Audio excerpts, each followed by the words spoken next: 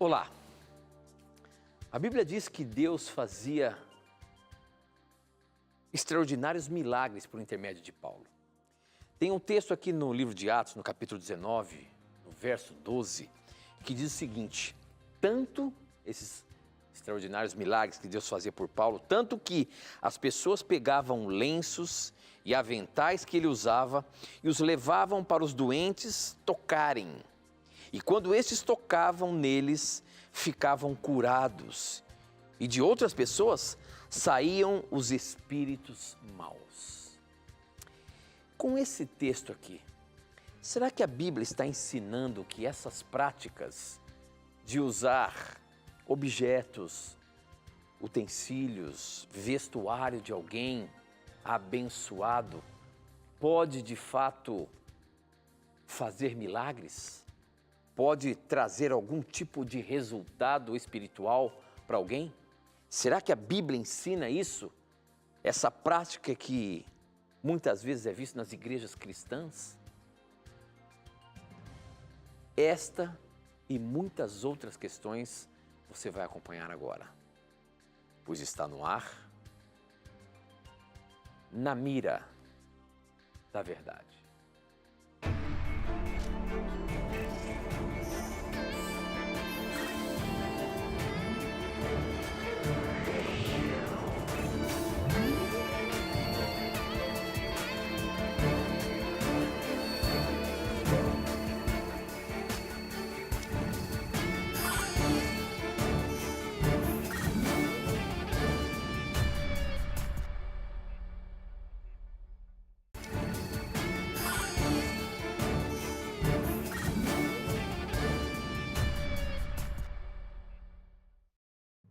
Olá, seja muito bem-vindo. Estamos começando mais um programa Na Mira da Verdade.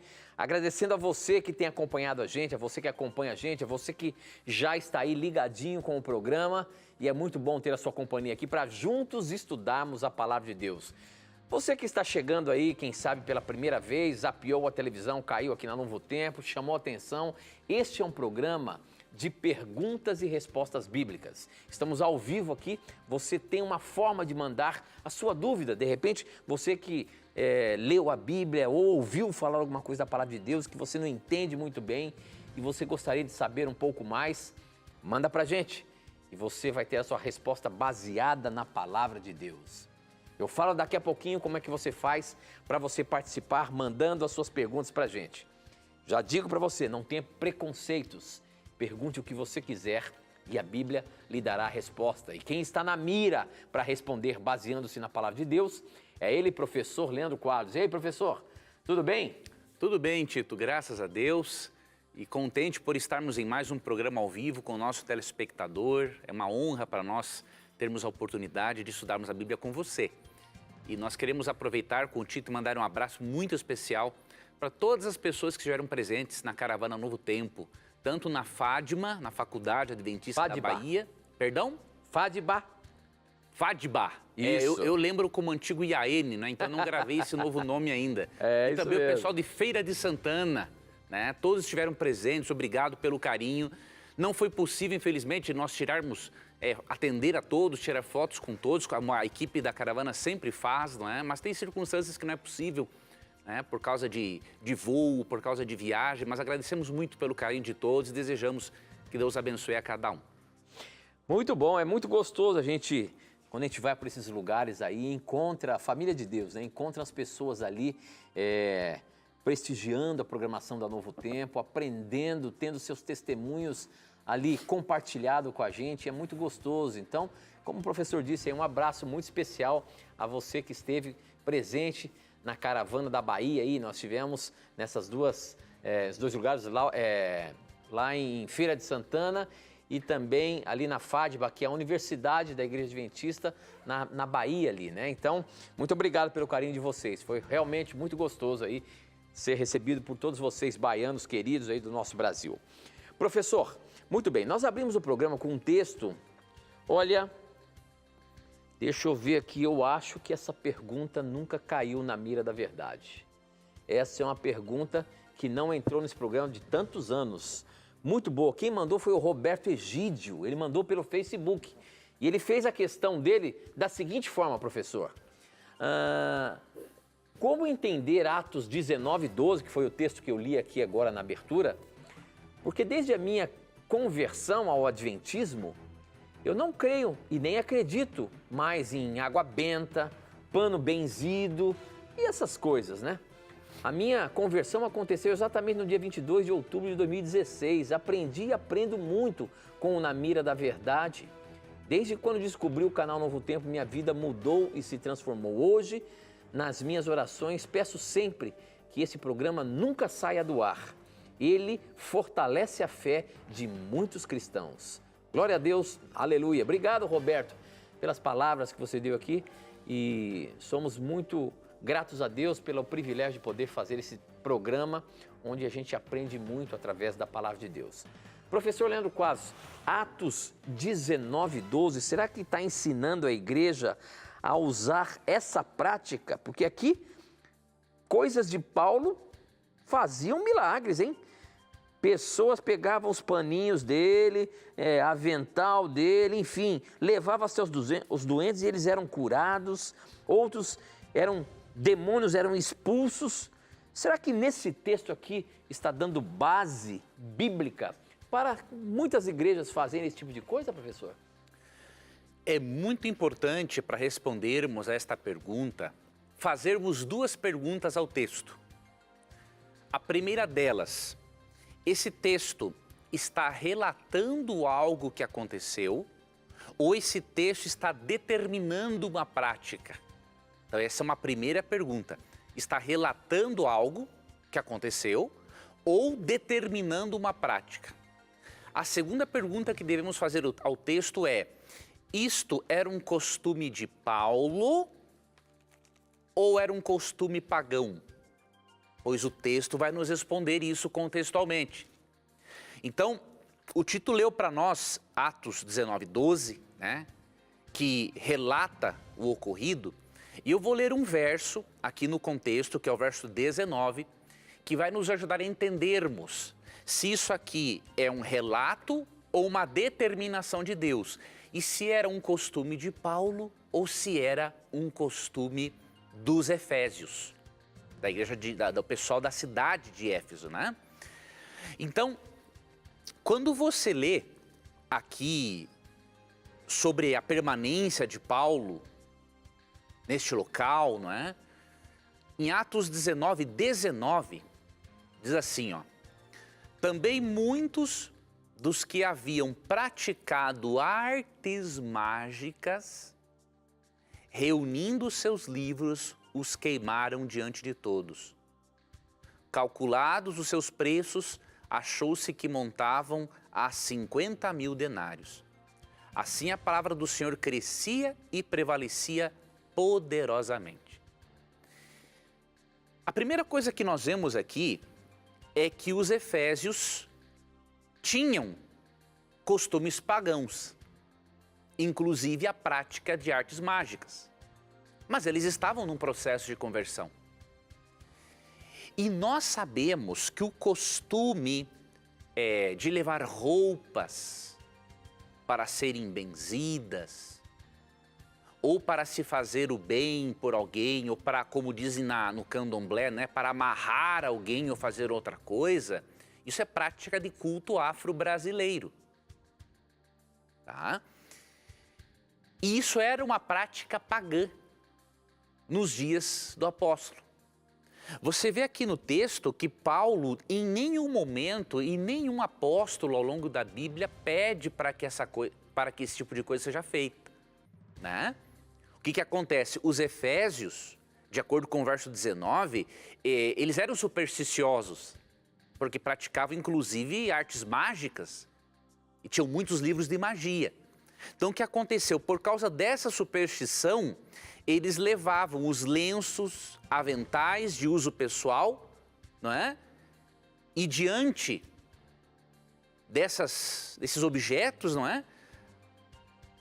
Porque estava ali próximos a Paulo, os espíritos imundos fugiam e se retiravam. Aqui Deus, olha como Deus é gracioso, né?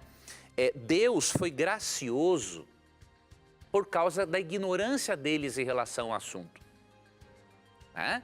Aqui não tinha uma arte mágica acontecendo. O que aconteceu? Deus viu que aquele povo era acostumado a práticas pagãs e eles pensavam que levando roupas e objetos pessoais para Paulo tocar ou ficar próximos a Paulo, isso traria cura. Então Deus recompensa, Deus não apoia a prática. A Bíblia só relata a prática.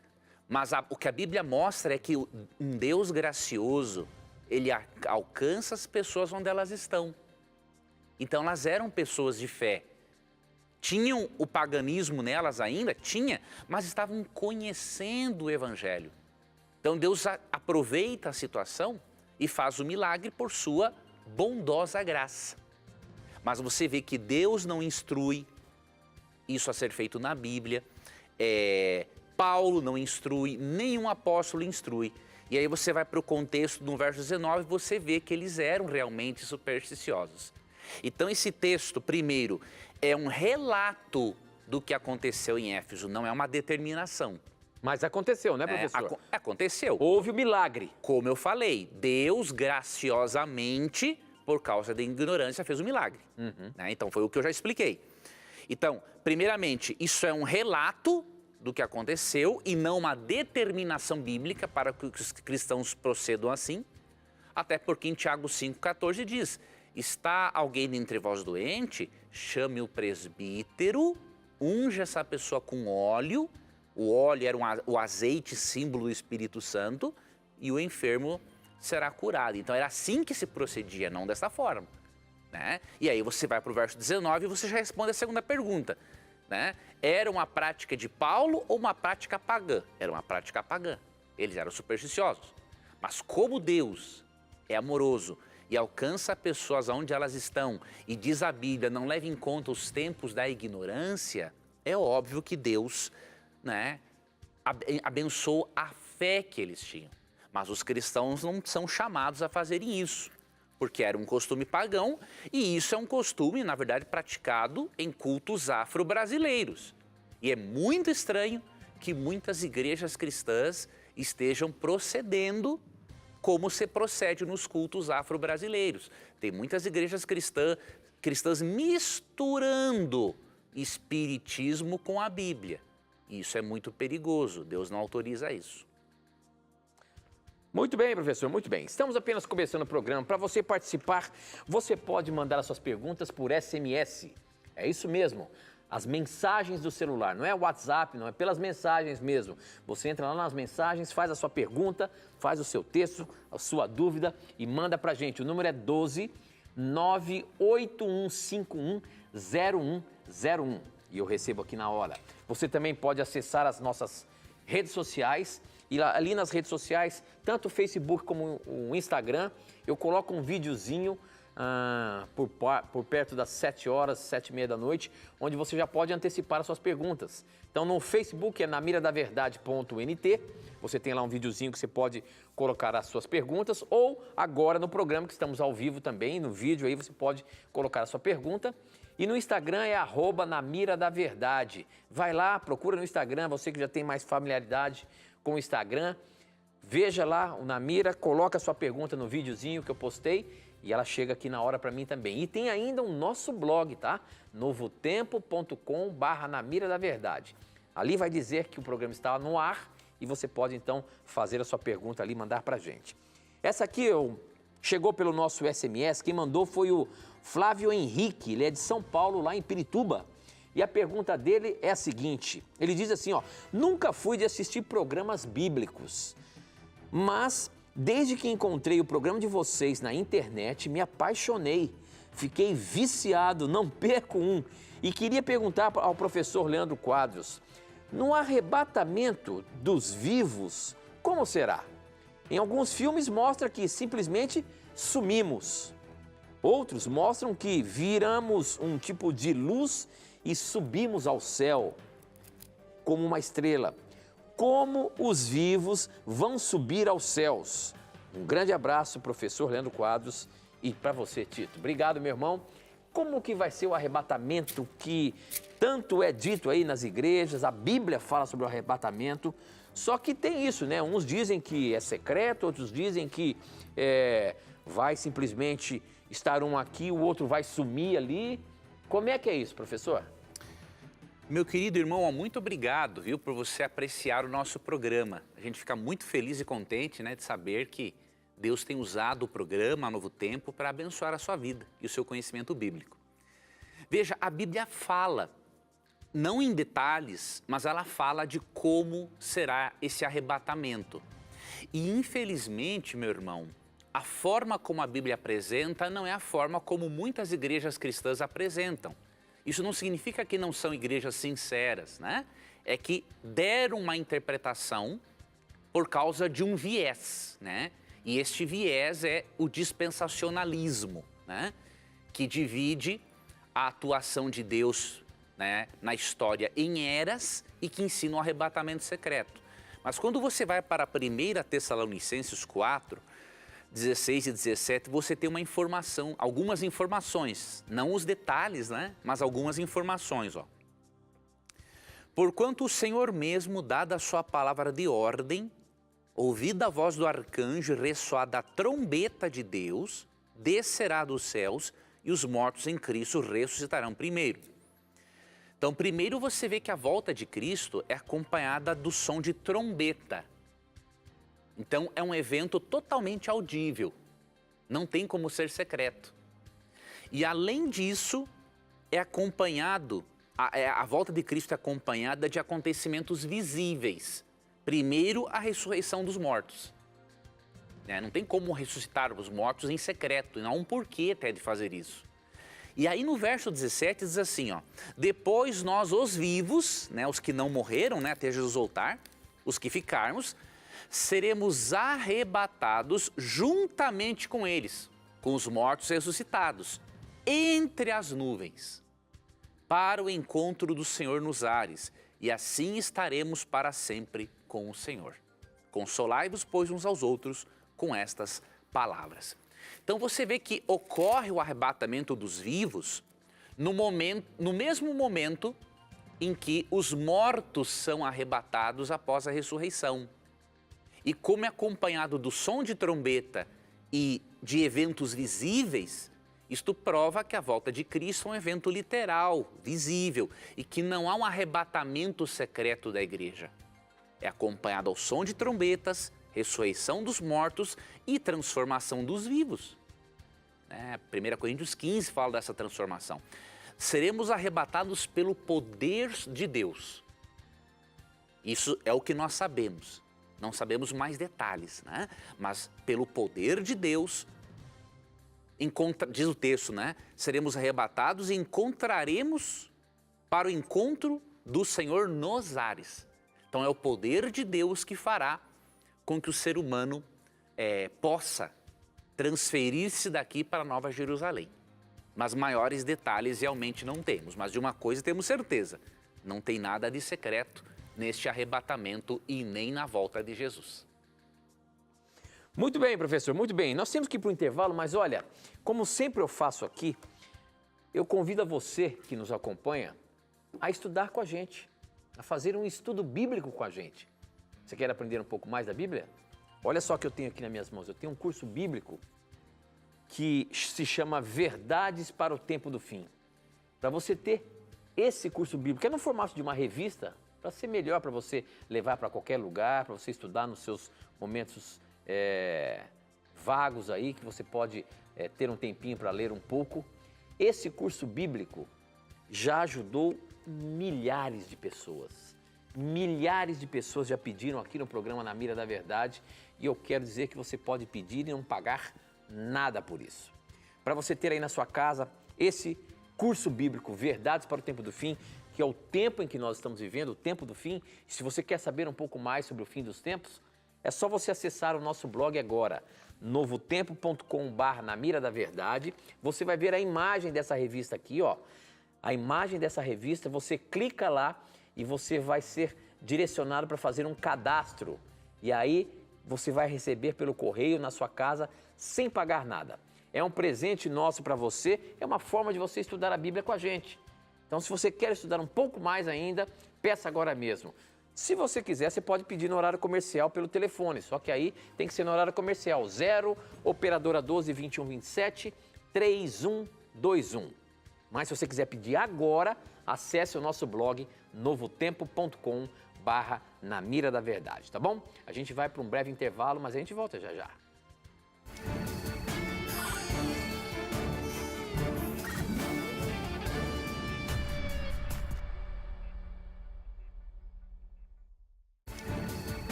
Estamos de volta e eu queria dizer para você, ainda há pouco você estava assistindo ali o Anjos da Esperança, né? O projeto Anjos da Esperança é um projeto em que tem feito esse programa aqui acontecer.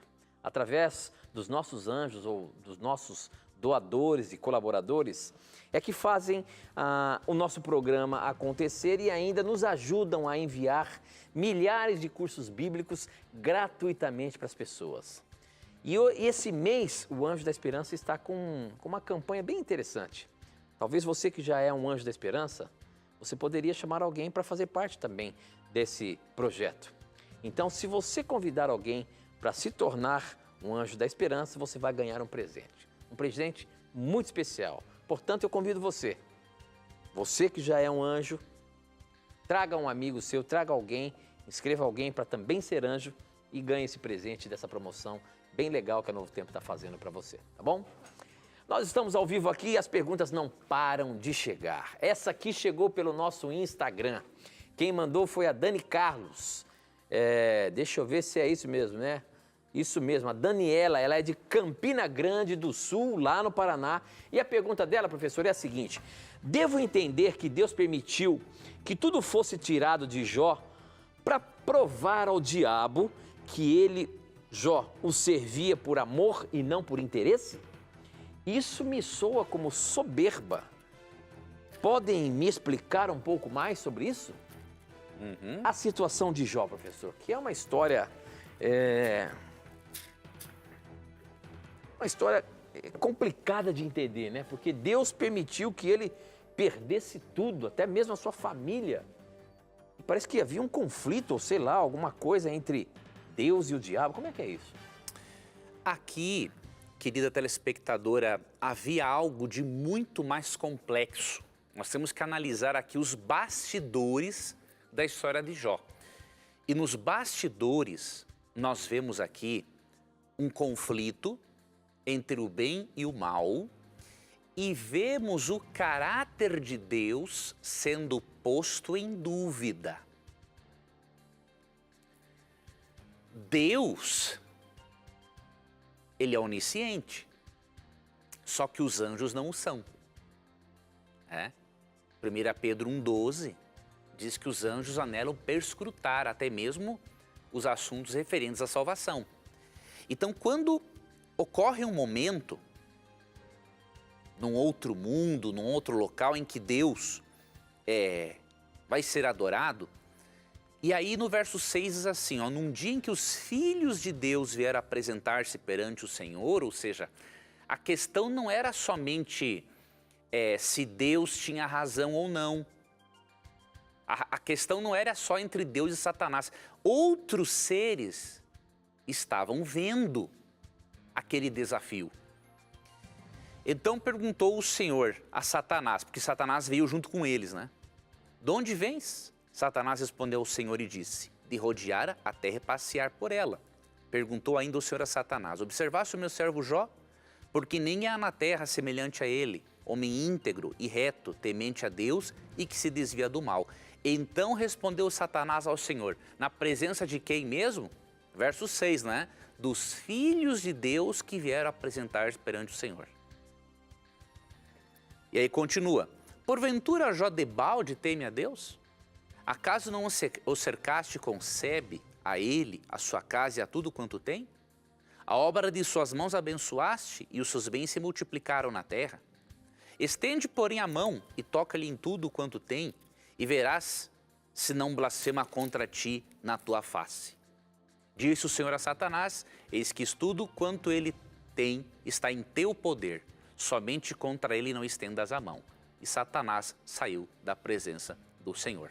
Então veja, o desafio que Satanás fez, quando ele coloca o caráter de Deus em dúvida, diante de tantos seres celestiais, a única alternativa viável para um Deus não somente amoroso como sábio, é permitir que os seres que estavam ao redor ali do trono vissem com seus próprios olhos que Deus, que Jó não era fiel a Deus só por causa do que ele tinha, e ele também tinha que deixar que Satanás, que a máscara de Satanás caísse. Então isso foi para o bem do universo. Nós temos que entender que o conflito cósmico tem bastidores muito sérios por detrás. E entendemos muito pouco sobre isso. Mas o pouco que entendemos na Bíblia é o suficiente para compreendermos o plano de salvação e a doutrina do conflito cósmico. Mas muitas outras coisas que fazem parte dos bastidores entenderemos na eternidade. Então analise por esse prisma. O conflito nunca envolve só Deus e Satanás. Tem seres angelicais, seres de outros mundos que não podem ter um resquício de dúvidas sobre o caráter de Deus. Imagine um ser que havia sido perfeito, no caso Lúcifer, questionando a um outro ser perfeito que é Deus. Então isso suscita dúvidas, isso gera certa desconfiança. Então Deus, para o bem do universo, ele teve que permitir isso. Mas, juntamente com os problemas que Satanás trouxe, desgraça para a vida de Jó, Deus deu o dobro do que ele tinha por sua fidelidade. E Deus pôde mostrar para o universo que Satanás é mentiroso e que Satanás é mau. Muito bem, tem uma pergunta aqui do nosso Facebook, o pessoal que está acompanhando. Se você está acompanhando aí, facebook.com/namiradaverdade.nt. Esse é o endereço. facebook.com/namiradaverdade.nt. Compartilha esse link com seus amigos aí do Facebook, para que eles possam também acompanhar o programa. Essa pergunta do Isaac Santo chegou aqui pelo Facebook. E ele diz o seguinte: eu já ouvi que o mal é a ausência de Deus. Mas como pode ser se um dos atributos de Deus é a onipresença? Como pode um Deus onipresente ser ausente? Toda vez que questiono isso, um cristão se ofende ou acha que eu estou tentando afrontá-lo de algum modo. Mas eu sou apenas um agnóstico que frequenta a igreja adventista e tenta entender a verdade. Adoro o programa de vocês. Abraço. Isaac Santo, professor. Meu irmão, você é um camarada muito sincero.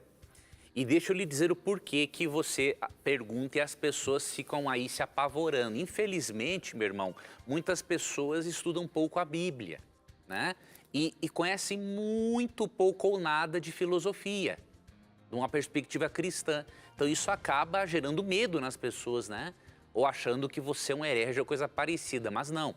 Você é muito bem-vindo, Na nossa igreja sempre o será. E mesmo você sendo agnóstico, Deus vai abençoar você, creia você nele ou não.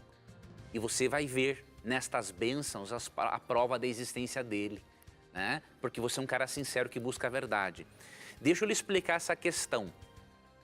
Como que o mal pode ser uma ausência de Deus se Deus é onipresente?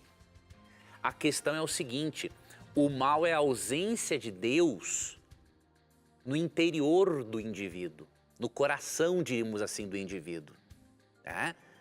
Quando o indivíduo se afasta de Deus, mesmo Deus sendo onipresente, Deus não pode atuar se o indivíduo não o deixa. A base do trono de Deus é o amor, Na verdade, a essência dele é amor. Diz 1 João 4, 8 e 16. Sendo a essência dele amor, ele tem que criar seres livres, porque senão ele não seria amor. O amor, ele é conquistado e não imposto. E somente criaturas livres podem amar. Então Deus permite que as pessoas, entre aspas, ausentem-se dele, afastem-se dele, né? Mesmo ele sendo onipresente. Por quê? Porque Deus tem que respeitar a escolha de cada um. Deus, ele é onipresente, mas ele pode deixar de ser onipresente no coração do indivíduo. Se o indivíduo rejeitá-lo. Ele está em todos os lugares ao mesmo tempo. Mas, no coração, ou seja, no interior, né, é diferente. Olha o que diz aqui Apocalipse 3:20, é um texto que vai te ajudar. Então a tua pergunta é muito boa e muito sincera. E você tem sim que buscar resposta às suas perguntas, e você está corretíssimo. Olha o que Jesus diz, ó, eis que estou à porta e bato. Se alguém ouvir a minha voz e abrir a porta, entrarei em sua casa e cearei com ele e ele comigo.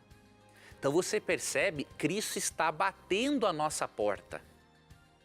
A porta da nossa casa, a porta da nossa vida, a porta do nosso coração, como desejar, né, compreender. E a porta do coração é uma porta que tem uma fechadura só pelo lado de dentro. Ou seja, o ser humano influenciado pelo Espírito tem que abrir. Deus não arromba esta porta. Então recorde-se, Deus está em todos os lugares. Mas Deus pode não estar influenciando o coração de alguém se alguém o rejeitar. Então por isso que o mal sendo a ausência de Deus não contradiz a sua onipresença. Ele continua sendo onipresente, só que ele não pode, digamos assim, habitar no coração de alguém que não o deseja. Isso não afeta a sua onipresença, só demonstra o quê? O seu amor por respeitar a liberdade do indivíduo. Então lembre-se que Deus é onipresente, mas também é amor, é onipotente, é onisciente. Então quando avaliamos os atributos dele de uma forma mais geral, aí nós conseguimos entender certas coisas que a princípio parecem contraditórias. Parabéns, meu irmão, por sua pergunta. Continue buscando a verdade e leia João 7,17. Ali tem uma promessa de Jesus para pessoas sinceras como você. Muito bom. Existem tantos temas bíblicos que às vezes são controversos, que muitos acabam tirando conclusões e às vezes ensinando coisas duvidosas. Você fica agora com o momento da mentira.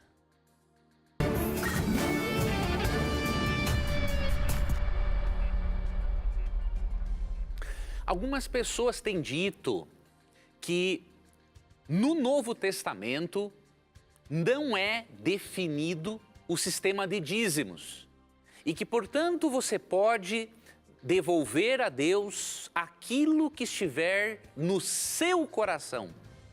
Isso é uma verdade ou uma mentira? Com toda certeza, é uma grande mentira. E por que é mentira? Só o nome dízimo já desmascara esta falácia.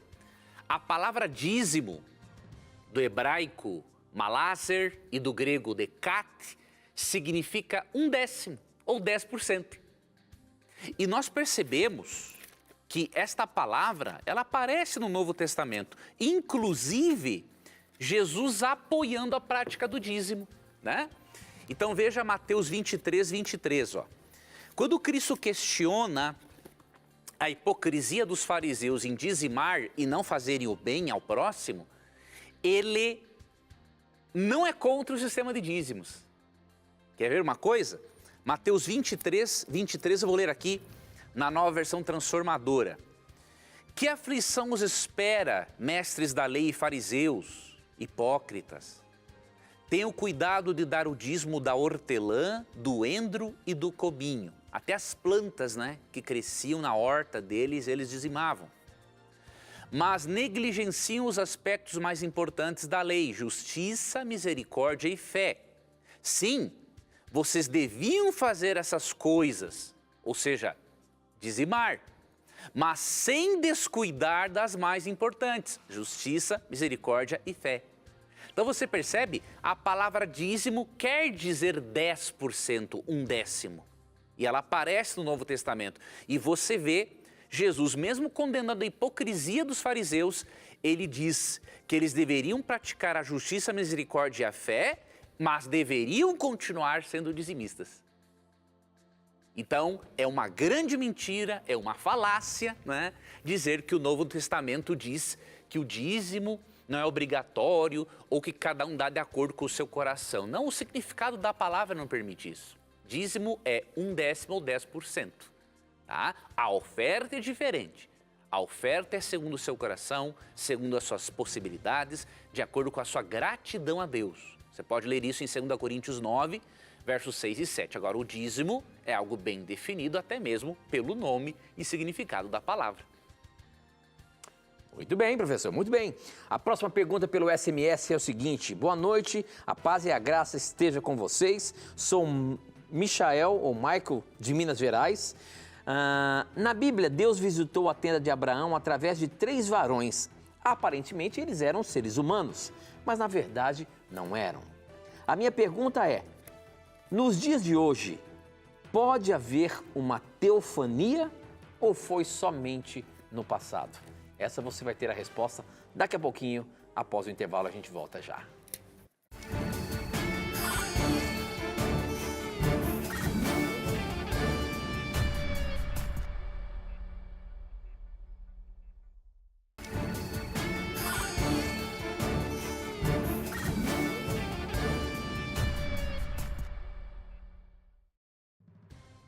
Era a hora mais quente do dia e Abraão estava sentado na entrada da sua barraca. Ele olhou para cima e viu 3 homens de pé na sua frente.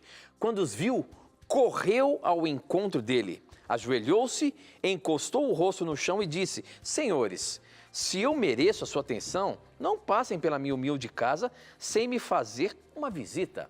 Esse é o texto em que o jovem Michael, aqui de Minas Gerais, fez a sua pergunta que ficou no ar. A pergunta do Michael é a seguinte: nos dias de hoje, pode haver uma teofania ou somente no passado? Professor Leandro Quadros, e aí? Será que Deus ainda pode usar de uma teofania para falar com seus filhos? Olha, normalmente, teofania é uma aparição, né, divina de uma forma visível, normalmente uma aparição divina em forma humana. Temos que lembrar que a teofania ocorria para profetas, né? Então, Deus aparecia para profetas na forma teofânica, né? E os patriarcas bíblicos, né, Abraão, Isaac, Jacó, eles viram Deus nessa forma humana, né? Deus tem que aparecer assim, porque nenhum ser consegue viver na sua presença gloriosa sendo pecador, não é? Então tem que esconder a sua glória na humanidade. E isso acontece com profetas. Então, se Deus suscitar um profeta, ele pode aparecer por meio de sonhos ou visões, diz Números 12, 6, ou, como nesse exemplo de Gênesis 18, até pessoalmente. Mas o mais comum é sonhos e visões. Agora, na questão de anjos, não necessariamente precisa-se ser profeta para ter uma aparição de anjos em forma humana, né? Por exemplo, os anjos que apareceram para Ló, para tirá-lo da cidade de Sodoma com as suas filhas, né? Ló não era profeta, mas ele viu anjos. E interessante que o Senhor não apareceu para Ló, não é? Apareceu para Abraão, porque Abraão era profeta. Agora, os anjos já aparecem para Ló. Então, isso mostra que a personificação de anjos é possível. E aí, Hebreus 13, 2, que possivelmente Paulo tinha em mente Abraão e Ló, diz assim, ó: não negligencieis a hospitalidade, pois alguns, praticando-a, sem o saber, acolheram anjos. Né? Então, uma teofania, uma aparição divina, é para profetas, para quem tem o dom profético. Agora, um anjo personificado pode aparecer para seres humanos, sim. Deus pode fazer, por exemplo, como diz aqui Paulo em Hebreus 13, 2, fazer com que um anjo numa forma humana teste realmente o seu caráter em relação à hospitalidade. Então, neste caso, é possível. Muito bem. Tem uma pergunta aqui que chegou pelo nosso Instagram. O pessoal está participando, mandando a pergunta pelo Instagram. O Rafael Henrique. Que ele disse o seguinte. Eu gostaria de saber por que Jesus não queria que Pedro, Tiago e João falasse para ninguém do evento da transfiguração até que ele fosse ressuscitado. Tem um porquê disso, professor? Tem sim. Quando você estuda ali Mateus 17, que fala da transfiguração, e lê a história, o contexto, a compreensão, na verdade, que eles tinham do plano de salvação, você entende o porquê que Jesus pediu isso. Eles tinham uma compreensão distorcida, né, quanto à vinda do Messias. Eles pensavam que o Messias viria como um rei e por meio e lideraria um exército de Israel para tomar o império novamente e tirar Roma da jogada, diríamos assim. Então, Israel voltaria a dominar e não seria dominado por Roma. Então, é bem provável que, se os discípulos soubessem desta aparição gloriosa de Cristo, já com esta crença pré-determinada, eles podiam pensar que realmente Cristo viria como um Messias glorioso e que ele iria aí provocar uma guerra, alguma coisa, e tomar Roma para que Israel governasse. Então, depois da ressurreição de Cristo, os demais puderam ficar sabendo, porque aí não correu o risco de confundi-los. Porque até mesmo depois da ressurreição, Cristo teve que continuar corrigindo-os acerca desta concepção distorcida da vinda do Messias. Legal, legal. Muito bom, muito bom. Nós temos agora uma pergunta do pessoal que faz aí por vídeo, manda pelo nosso WhatsApp. Se você quiser mandar uma pergunta por vídeo pra gente, aí sim você pode mandar pelo nosso WhatsApp. O número é 12 982 830099. Anotou aí? Tá escrito aí na TV. Anota aí. Isso é para você mandar uma pergunta em vídeo. E a gente vai ver o que o nosso telespectador mandou pra gente aí. Vamos lá. Olá, a paz do Senhor. Eu sou o Beto de Araguari, Minas Gerais. Gostaria que o professor me tirasse uma dúvida. No livro de Apocalipse, capítulo 21, versículo 12, João nos fala que teve visão da nova Jerusalém celestial com muros altos. Vemos que no Antigo Testamento, as cidades eram construídas com muros altos para se proteger dos seus inimigos. Então minha dúvida é, se a nova Jerusalém celestial terá muros altos, é possível, professor, que também teremos inimigos contra o povo de Deus? Responde aí para mim. Um abraço e fica com Deus. Deus te abençoe também, meu irmão. Deixa eu lhe ajudar nessa questão que é muito interessante. Os muros, veja, Deus ele se comunica, né, de uma forma, óbvio, que o ser humano possa entender. Então, ele menciona que a Nova Jerusalém terá muros altos, não porque teremos inimigos, né, que virão nos destruir ou nos perseguir, porque o pecado, o mal, não existirão na Nova Jerusalém e nem quando ela descer aqui na nova terra e Deus restaurar a terra. Óbvio, um momento ali no Apocalipse 20, os ímpios rodeiam a cidade santa para tentar tomá-la, mas Deus os destrói, né? Então, para Deus passar a ideia de segurança para eles, de que eles ficariam seguros na Nova Jerusalém, ela aparece com muros altos. Esta é uma função do texto, né? É comunicar de uma forma que eles entendessem que eles estariam seguros com Deus. Agora, os muros altos têm uma outra função, beleza arquitetônica, não é proteção. Porque você vê aqui, ó, no versículo 14, por exemplo, assim, ó, a muralha da cidade tinha 12 fundamentos. E estavam sobre esses os 12 nomes dos 12 apóstolos do Cordeiro. Primeiro aqui tem uma função de recordar, né, cada fundamento do muro, uma recordação de cada apóstolo que serviu como pedra, como base para Cristo construir sua igreja. Mas depois você vê mais coisas aqui, ó. No versículo 19, ó, os fundamentos da muralha da cidade estão adornados de toda espécie de pedras preciosas. O primeiro fundamento é de jaspe, o segundo de safira, o terceiro de calcedônia, o quarto de esmeralda e por aí vai.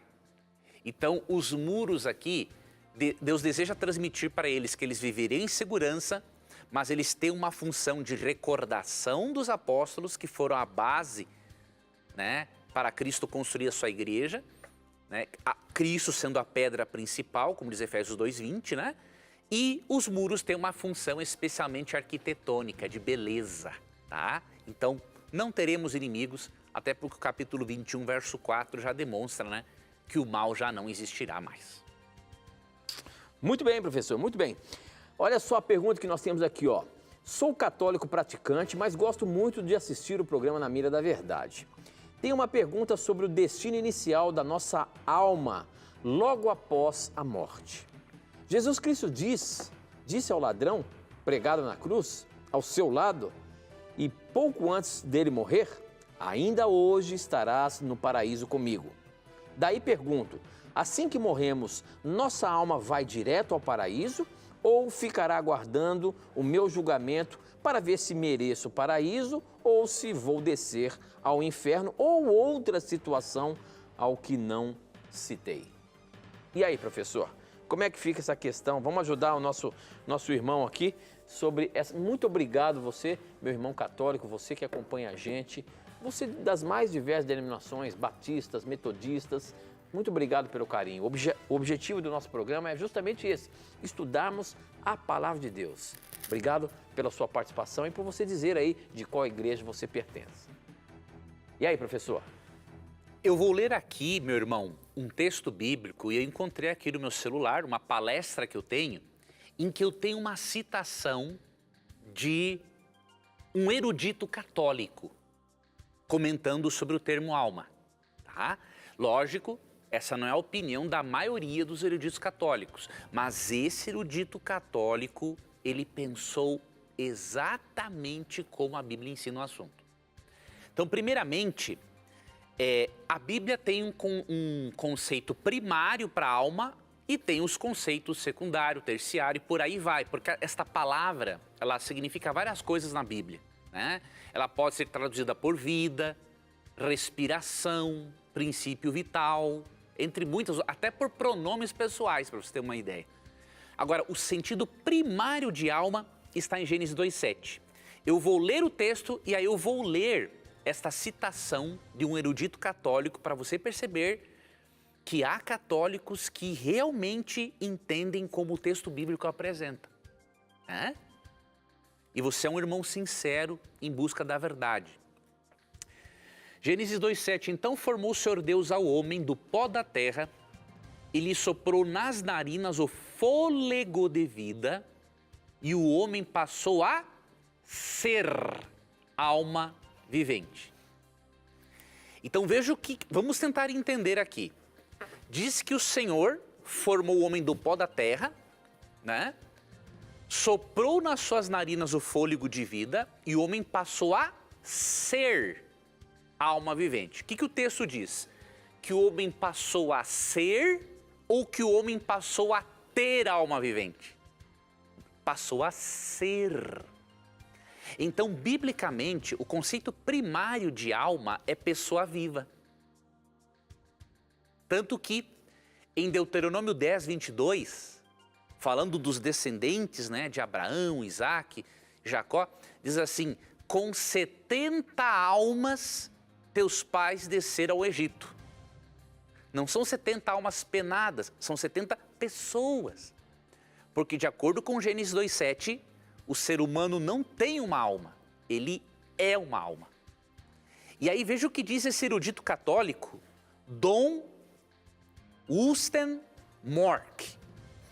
Adão não tem alma, ele é a alma. Olha que interessante, o corpo, longe de ser dividido de seu princípio vital, é a alma visível.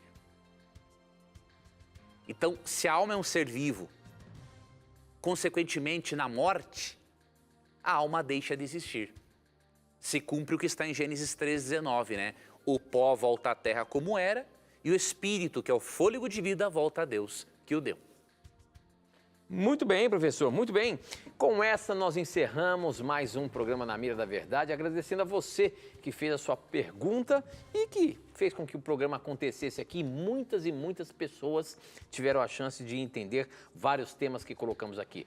Não desista de fazer a sua pergunta se ela não foi pescada hoje. A qualquer momento, tenha certeza que ela vai. Professor, a gente se encontra a semana que vem, se Deus quiser. Se Deus quiser. Obrigado, Tito, por trazer as perguntas dos nossos amigos. E lembre-se, amigo telespectador, amiga telespectadora, que sempre que você tiver a coragem de perguntar, a Bíblia terá coragem de lhe responder. Como sempre digo, aqui você já sabe, as suas perguntas, os seus questionamentos sempre estão na mira da verdade. Até o nosso próximo encontro. Tchau!